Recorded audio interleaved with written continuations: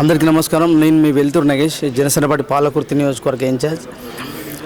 ఈ మధ్యలో మళ్ళీ సోషల్ మీడియాలో జనసేన పార్టీ అధినేత ఆంధ్రప్రదేశ్ రాష్ట్ర ఉప ముఖ్యమంత్రి శ్రీ పవన్ కళ్యాణ్ గారి పైన ఎవరో యూట్యూబర్ కాలోజీ టీవీ అని పెట్టుకొని దాసరి శ్రీనివాస్ అని పేరుంది, తను పరిధి దాటి వ్యక్తిగత దూషణలు చేస్తున్నారు.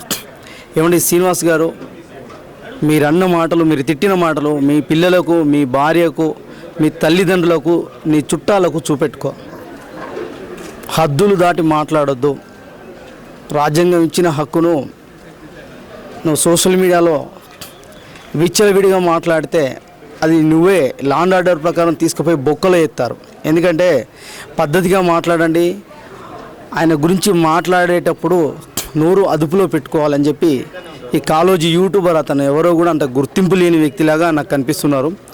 మీరు ఆ విధంగా మాట్లాడడం, పవన్ కళ్యాణ్ గారిని చిల్లరగాడు అది ఇలాంటి మాటలు మాట్లాడుతున్నావు. సమాజం పైన, దేశం పైన గొప్పగా ప్రేమ చూపించే ఒక మంచి వ్యక్తి, నిజాయితీ పరుని చిల్లరగాడు అని అంటున్నావు.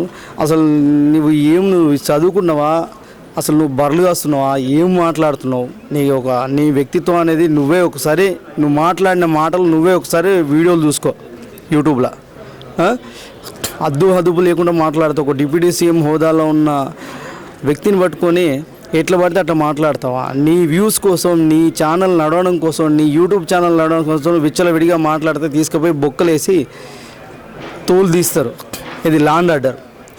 అర్థమైందా? జనసేన అంటే ఇక్కడ ఏం భయం అవుతుంది మీకు? ఏమన్నా అవసరమా? అలాంటి మాటలు తిట్టి మీ వ్యక్తిత్వాన్ని, తెలంగాణ యొక్క గౌరవాన్ని తీసేస్తున్నారు.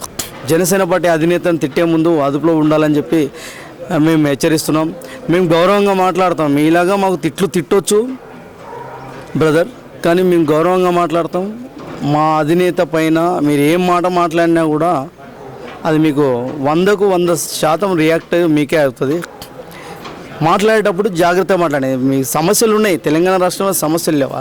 ఏమంటున్నావు? రేవంత్ రెడ్డి మీద మేము ఫైట్ చేస్తాను.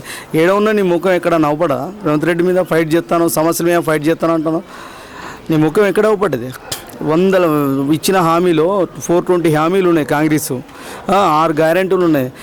చాలా సమస్యలు ఉన్నాయి. ఆ సమస్యల మీద మాట్లాడు. నీకు ఏ సమస్య లేనట్టు ఓన్లీ మా అధినేత డిప్యూటీ సీఎం పవన్ కళ్యాణ్ గారి పైన ప్రతి ఒక్కడు మాట్లాడే అదుపు లేకుండా.